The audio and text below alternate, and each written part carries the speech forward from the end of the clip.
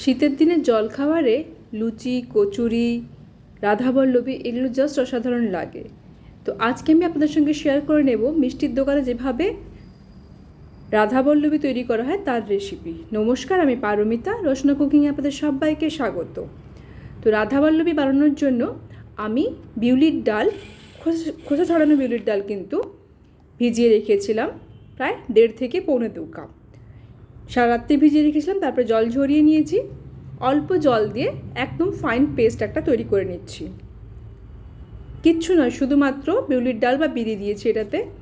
এবার একটা থালাতে 1.5 কাপ আটা আর 1 কাপের একটু কম ময়দা নিয়েছি, তার সঙ্গে স্বাদ মতো লবণ, 1 চা চামচের একটু বেশি মৌরি গুঁড়ো আর 1 চা চামচ আদা আর কাঁচা লঙ্কা থেতো করা। তার সঙ্গে যে বিউলির ডালটা বেটে রেখেছিলাম তার হাফ পরিমাণ আমি এতে মিশিয়ে নিয়েছি। এতে ভালো করে মাখিয়ে নিচ্ছি প্রথমে। তারপরে এতে দিয়ে দিচ্ছি অল্প একটু তেল ময়ান হিসেবে, যাতে আমাদের রাধাবল্লভীগুলো খুব ভালো করে তৈরি হয়। এবার অল্প অল্প জল দিয়ে আমাদেরকে এই পুরো আটার ডোটা তৈরি করে নিতে হবে। একসঙ্গে পুরো জলটা দেবেন না, অল্প অল্প জল দিয়ে কিন্তু মাখাতে হবে। খুব শক্ত নয়, আবার খুব একদম নরম নয়, মাঝারি করে ডোটা মাখাতে হবে। এটা আমার প্রায় মাখানো হয়ে গেছে। ভালো করে ঠেসে নিয়ে আমি এটাকে ঢাকা দিয়ে রেখে দিচ্ছি আধ ঘন্টা। এবার সেই সময়ের মধ্যে আমি পুরটাকে তৈরি করে নিচ্ছি।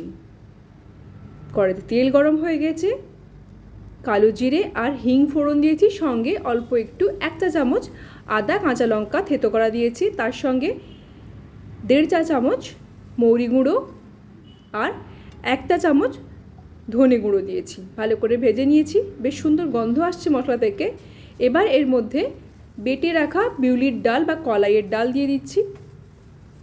এটাকে ভালো করে মিশিয়ে নেব সমস্ত মশলার সঙ্গে। এই সময়ে স্বাদ অনুযায়ী চিনি আর লবণ দিতে হবে এর মধ্যে, আর নেড়ে চেড়ে নিলেই তৈরি হয়ে যাবে আমাদের রাধাবল্লভীর পুর। কীভাবে বুঝবেন যে পুরটা রেডি হয়ে গেছে? যখন কড়াই থেকে পুরটা ছেড়ে আসবে তখনই বুঝবেন যে এটা তৈরি হয়ে গেছে। এটাকে ঠান্ডা করতে দেবো কিছুক্ষণ। পুরটা ঠান্ডা হয়ে গেছে, একটু ঠেসে নিচ্ছি। আর এখান থেকে অল্প ছোট ছোট পোর্শন নিয়ে এক একটা বল তৈরি করে নিচ্ছি।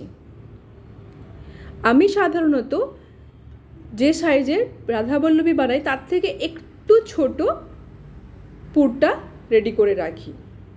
আর রাধাবল্লভীর লেচিগুলো কিন্তু একটু বড় বড়ই হয়, কেননা একটু মোটা করে বেলতে হয়, তারপর তার মধ্যে পুরও দিতে হবে। তো সেই কারণে একটু বড় সাইজের, যেরকম লুচির জন্য লেচি করা হয় তার থেকে একটু বড় সাইজের কিন্তু লেচিগুলো করতে হবে। আমি এখানে 10টা লেচি তৈরি করে নিয়েছি।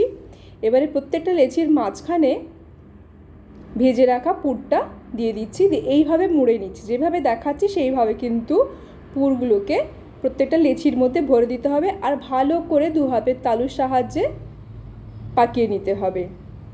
খেয়াল রাখতে হবে লেচির থেকে যেন পুরটা বাইরে না বেরিয়ে যায়। আপনি যদি চ্যানেলে নতুন হন তাহলে অনুরোধ করব অবশ্যই সাবস্ক্রাইব করবেন, পাশে থাকা বেল বাটন ক্লিক করবেন নতুন আপডেটের জন্য। আর যারা অলরেডি আমার চ্যানেলকে সাবস্ক্রাইব করেছেন তাদের অসংখ্য ধন্যবাদ সঙ্গে থাকার জন্য। পুরো ভিডিওটা দেখলেই বুঝতে পারবেন যে বাড়িতে কিভাবে সহজে আপনি রাধাবল্লভী বানাতে পারবেন। এবারে কড়াইতে আমি তেল গরম করতে দিয়েছি রাধাবল্লভীগুলো ভাজার জন্য, আর এক একটা করে লেচি নিচ্ছি। কড়াইয়ের তেলে একটু ডুবিয়ে নিয়েছি, আর বেলনিটাকেও একটু তেল দিয়ে গ্রিজ করে নিয়েছি। তারপর লেচিগুলোকে বেলে নিচ্ছি। লেচিগুলো কিন্তু খুব পাতলা বেলা হবে না। তারপর কড়াইতে তেল ভালো করে গরম হলে রাধাবল্লভীগুলো আস্তে আস্তে ভেজে নিতে হবে। প্রত্যেকটা রাধাবল্লভী আজকে অসাধারণভাবে ফুলে গেছে, আর একটুও পুর বেরোয়নি। আপনি তেল দেখলেই বুঝতে পারবেন যে একটুও কিন্তু রাধাবল্লভীগুলো ভেঙে যায়নি, আর পুরো এর থেকে বেরিয়ে যায়নি।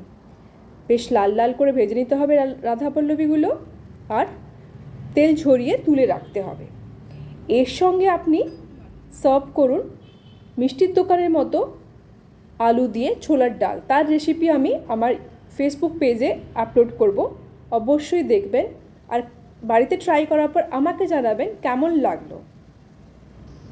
এইরকম আরও অনেক রেসিপি পেতে ফলো করুন আমার Facebook page Rasna cooking, Instagram page Paromita Rasna cooking আর YouTube page Paromita Bera _RC।